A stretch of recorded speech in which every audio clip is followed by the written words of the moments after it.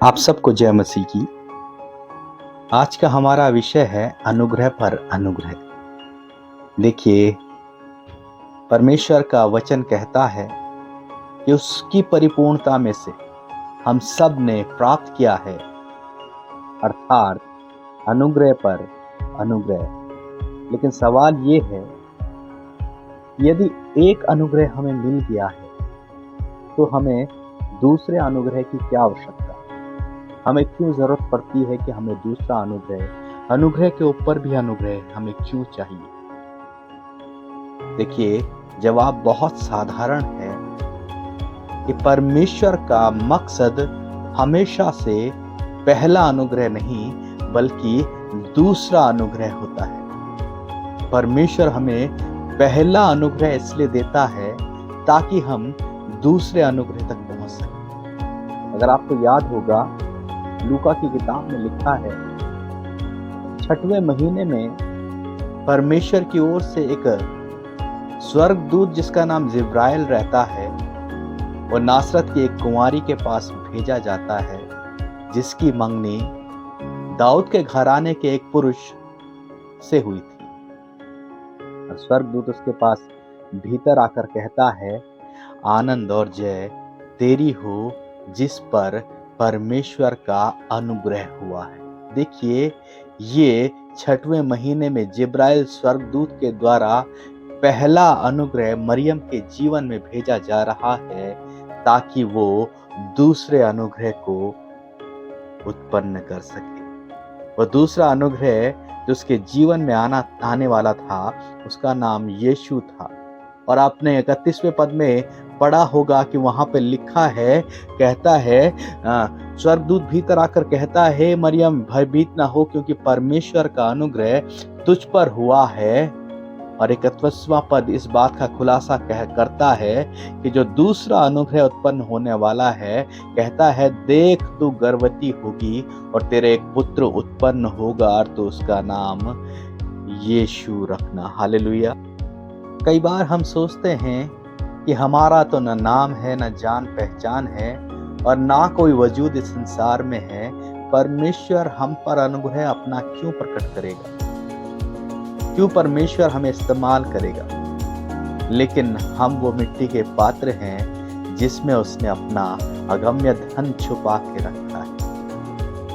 वो चाहता है कि हम मिट्टी के पात्रों को इस्तेमाल करें जो कुछ भी काम के नहीं हैं, फिर भी परमेश्वर अपना अनुग्रह हम सब पे प्रकट करता है ताकि हम उस दूसरे अनुग्रह को उत्पन्न करने के लायक हो जाएं। अगर आपने पहला शमूएल उसका पहला अध्याय पढ़ा होगा तो वहां पे जिक्र है एक पुरुष के विषय में जिसका नाम एल्काना था और उसकी 2 पत्नियां थी। एक का नाम पनिन्ना था और दूसरी का नाम हन्ना था। और लिखा है कि हन्ना की कोख सूनी थी और पनिन्ना के बहुत से बच्चे होते थे। और आपको पता है, उस वक्त की ये कहानी है जिस वक्त में स्त्रियों का आदर ही उनके बच्चे जन्ने के कारण होता था। जो स्त्रियां बच्चों को नहीं पैदा करती थी, जो स्त्रियां बांझ होती थी, उनका समाज में भी सम्मान नहीं होता था और अक्सर उनके पतियों के द्वारा उन्हें त्याग दिया जाता था।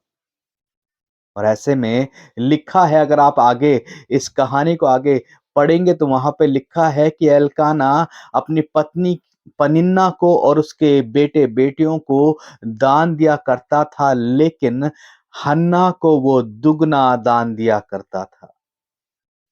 अब ऐसी स्त्री जिसको बच्चे जनने का सौभाग्य प्राप्त नहीं है, ऐसी स्त्री जो उस एल्काना को कुछ भी नहीं दे पा रही है, ऐसी स्त्री जो कि बांझ है, उसको उस वक्त के हिसाब से तो उसके घर से बाहर निकाल दिया जाना चाहिए था, लेकिन उसका पति एल्काना उसे दान नहीं बल्कि दुगना दान दे रहा है। ऐसा क्यों हो रहा है? क्यों ऐसा हो रहा है? वो इसलिए, ये पहला अनुग्रह उसके जीवन में इसलिए आ रहा है ताकि वो उस दूसरे अनुग्रह को पैदा कर सके। हालेलुया। परमेश्वर चाहता था कि उसकी कोख से वो सैमुएल नबी पैदा होने पाए। परमेश्वर चाहता था कि उसके कोख से सैमुएल पैदा हो और वो दूसरा अनुग्रह जो कि परमेश्वर की योजना है, जो कि परमेश्वर की योजना का हिस्सा है, उस हन्ना के द्वारा पूरा हो सके। आप अगर याकूब की किताब अगर आपने उत्पत्ति की किताब में देखा होगा इसका 27वें अध्याय में, तो वहां पे दो भाइयों का जिक्र है। एक का नाम याकूब है और दूसरे का नाम एसाव। एसाव बड़ा है, एसाव पिता का प्रिय है, तो भी पिता का आशीर्वाद याकूब को मिलता है, तभी उसकी माता का अनुग्रह याकूब के साथ है। जबकि याकूब एक धोखा देने वाला व्यक्ति है, एक धोखेबाज व्यक्ति है। याकूब अपने पिता के लिए एक छोटा बकरी का बच्चा भी नहीं मार सकता, जबकि एसाव अपने पिता के लिए जंगल में जाकर आहेर करता है। फिर भी जो आशीर्वाद है वो याकूब को मिलता है। क्यों? यह अनुग्रह उसके जीवन में इसलिए होता है ताकि याकूब एक दिन इज़राइल बन सके, ताकि याकूब एक दिन इज़राइल का नेतृत्व कर सके और इज़राइल के बनने के द्वारा एक दिन इज़राइली देश का निर्माण हो सके, एक दिन परमेश्वर की चुनी हुई प्रजा का निर्माण हो सके।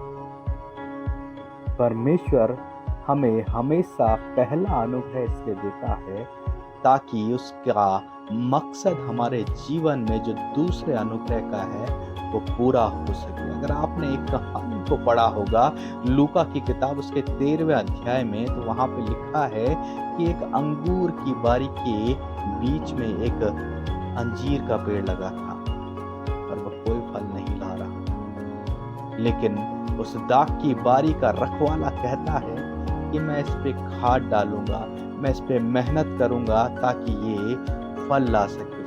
परमेश्वर उस खाद को, उस मेहनत को हमारे जीवन में इसलिए करता है ताकि हमारे जीवन में वो दूसरे अनुग्रह के फल दिखाई दें। हमारे जीवन में वो फल दिखाई दें ताकि हमारा जीवन उस दूसरे अनुग्रह को पा सके, उस दूसरे अनुग्रह के स्तर तक पहुंच सके।